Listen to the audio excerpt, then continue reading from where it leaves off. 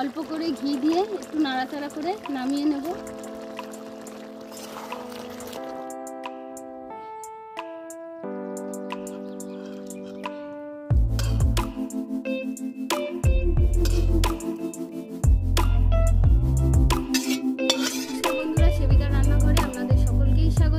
আপনারা তো অনেক রকম এঁচোড়ের রেসিপি খেয়েছেন, আজকে আমি এঁচোড় পনির করে আপনাদের দেখাবো। আপনারা পুরো ভিডিওটা দেখতে থাকুন। দেখুন আমি একটা ছোট এঁচোড় নিয়েছি, এই এঁচোড়টা আমি কেটে নেব। আপনারা পুরো ভিডিওটাই দেখতে থাকুন। চলুন তাহলে এঁচোড়টা কেটে নিই।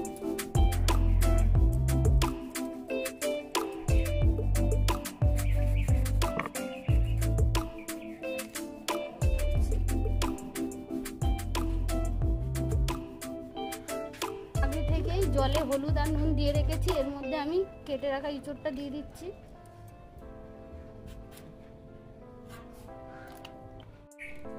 আমি এঁচোড় আর আলুটা কেটে নিয়েছি। আমি এঁচোড়টা কাটার সময় হাতের মধ্যে সর্ষের তেল আর এই এতেও আমি সর্ষের তেল মাখিয়ে নিয়েছি।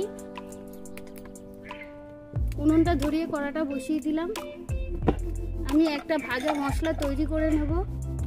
এর মধ্যে আমি 3টে শুকনো লঙ্কা দিয়েছি, জয়িত্রী, এলাচ, লবঙ্গ, দারচিনি আর ধনে একটু ভেজে নেব। মশলাটা ভালো করে ভাজা হয়ে গেছে, একটা গন্ধ বেরিয়ে এসছে। এবার আমি নামিয়ে নেব।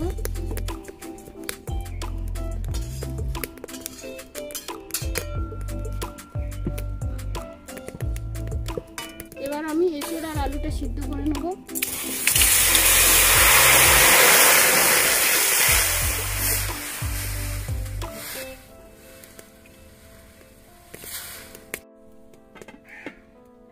আমি আদা রসুন নিয়েছি, বেটে নেব। এখানে তিল আর কাজু বাদাম নিয়েছি, এটাও বেটে নেব। মশলাটা ঠান্ডা হয়ে গেছে, এবার গুঁড়ো করে নেব।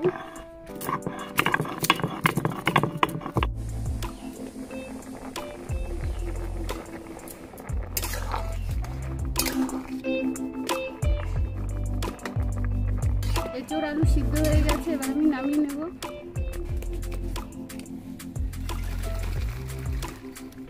কড়াইয়ে সর্ষের তেল দিয়ে দিলাম। তেলটা গরম হলে এবার আমি পনিরটা ভেজে নেব।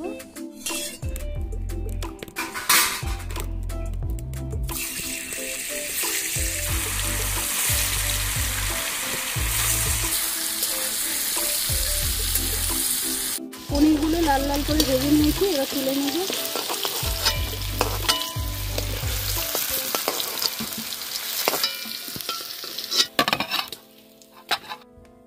এই তেলের মধ্যেই আমি অল্প করে একটু তেল দিয়ে দেবো। পেঁয়াজ কুচি দিয়ে দেবো।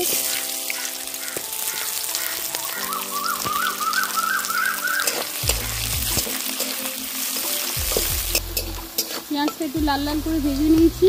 এবার আদা রসুন বাটাটা দিয়ে দিলাম।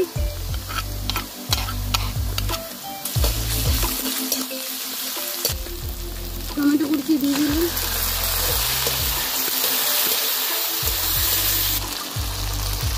হলুদ গুঁড়ো 1 চামচ, লঙ্কার গুঁড়ো 1 চামচ, চিনি, স্বাদ মতন নুন,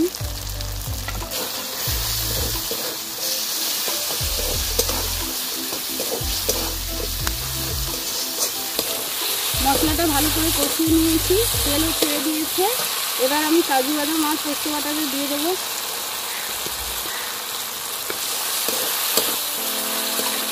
মশলাটা ভালো করে কষা হয়ে গেছে, সেদ্ধ করে রাখা আলু আর এঁচোড়টা দিয়ে দেবো।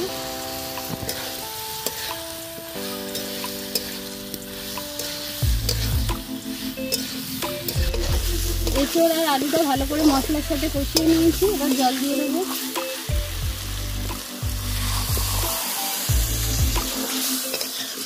আমি এঁচোড়টা একটু মাখা মাখা করবো, তাই অল্প একটু জল দিলাম।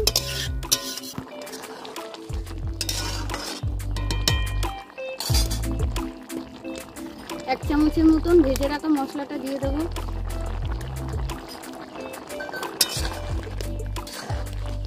ভেজে রাখা পনিরগুলো দিয়ে দেবো।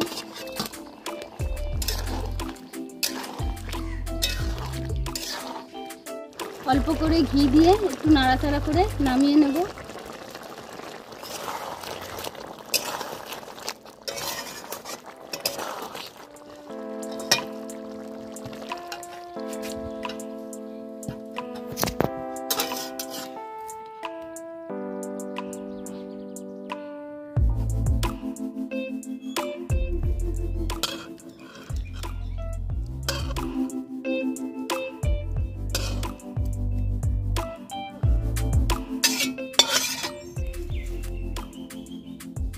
দেখুন বন্ধুরা, আমার তৈরি হয়ে গেছে এঁচোড় পনিরের তরকারি।